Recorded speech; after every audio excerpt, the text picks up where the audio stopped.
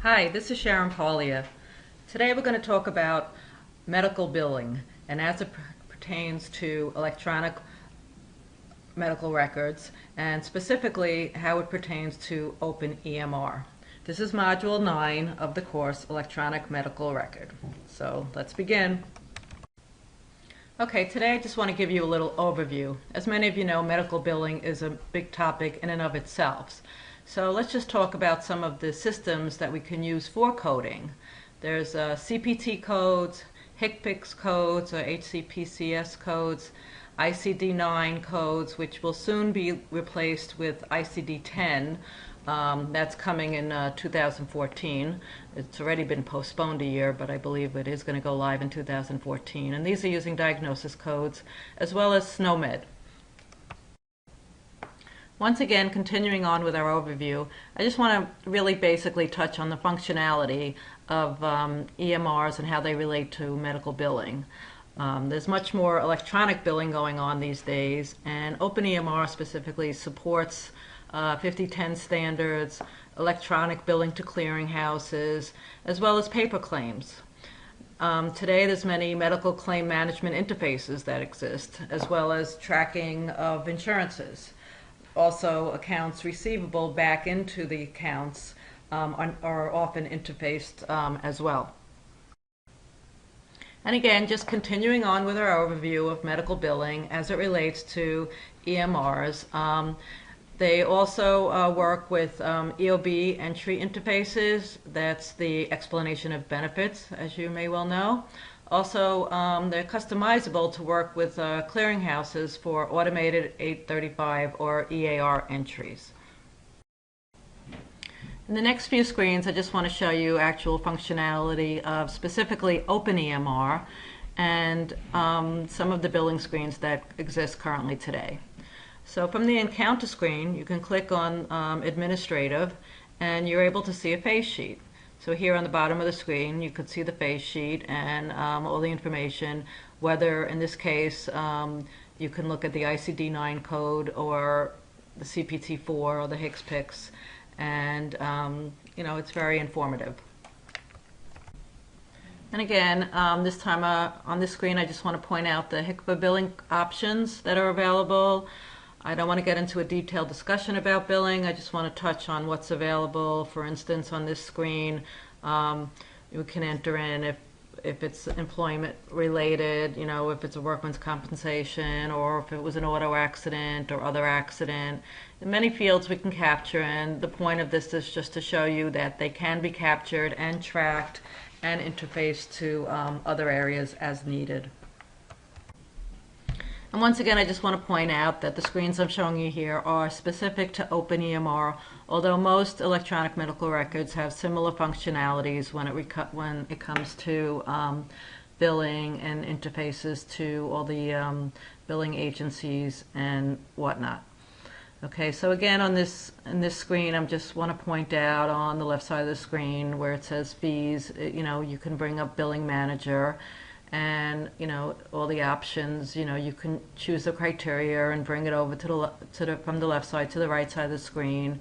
And in the middle you can actually see the report, for the billing report and the codes associated. And on the bottom of the screen you can see a fee sheet. There's not much data on this specific sheet, but we will see more in the upcoming screens. You can get very detailed information, you can get summary information, and it can become detailed. And some of what's here can actually pass on, as we mentioned previously, to Patient Portal, and the patients can actually, update their bills, and, using credit cards, sometimes they can even pay their bills. Just some more overall information when it comes to billing. And once again, this time we're going to look at the payment screen. Again, we're in OpenEMR, specifically that electronic medical record. So for this patient, you can see on top of the toolbar, you can see the patient's name, Sean Ryan, date of birth, some history. Again, we're pulling up Billing Manager. In this specific case, we're looking at date of service and the billing status. And as you see on the bottom, you can actually this would be like a front desk person entering in copay. So they would actually, they could enter in the, the copay right here, and it would update the patient's account. And continuing on with patient billing, medical billing within an EMR, there's also usually a functionality called checkout. And in this case, you want to see, you can see this on the bottom of this screen for this patient, and you can see the patient's name on the left side of the screen. It's Sharon Ryan in this case.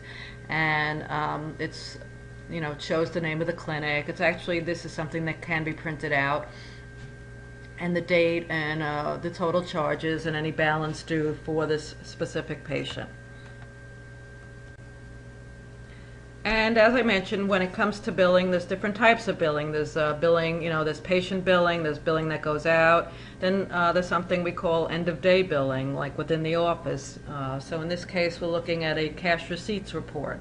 So you want to see the total, receipts of what was brought in, into the office that day by provider, and then it would list the patients and, the amount for each patient with a grand total that was collected by the front desk, and hopefully, that's another form of checks and balances for the office to see that the money that came in equals the money on hand.